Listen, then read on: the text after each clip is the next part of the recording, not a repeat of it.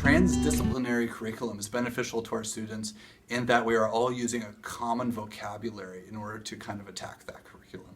So throughout the music class, I try to make sure that I'm hitting those little bits of vocabulary that sparks that student interest. I'm like, oh, wait a minute, my classroom teacher has already talked about that particular topic, and I can connect right in, and I have their interest. So I think it leads to a deeper understanding. It makes all of the transitions very seamless. So they come into the computer lab, they're not working on word processing, they're working on something from their unit through word processing. They hear the same thing no matter what class they're in. So if they're in Spanish or they're at the library or in computer lab, a specialist can connect what they're learning in class in these other areas as well. And the benefit to it is that they can connect it with anything out in the world, and if they hear it in one place, the other place, then they know that it's just connected all around.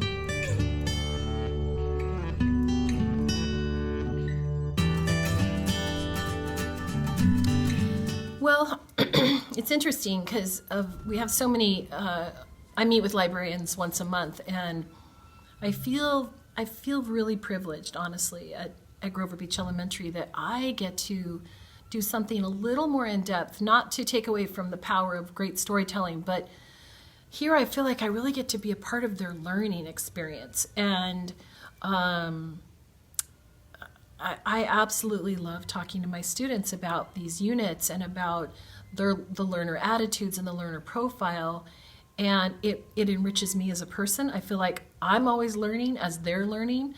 And for everything we learn, there's about 10 more questions that we have, and that's another exciting thing. So we really celebrate being learners and being scholars and being curious at this school. And it's a true privilege. So I think one word is philosophy. It's the philosophy of the program.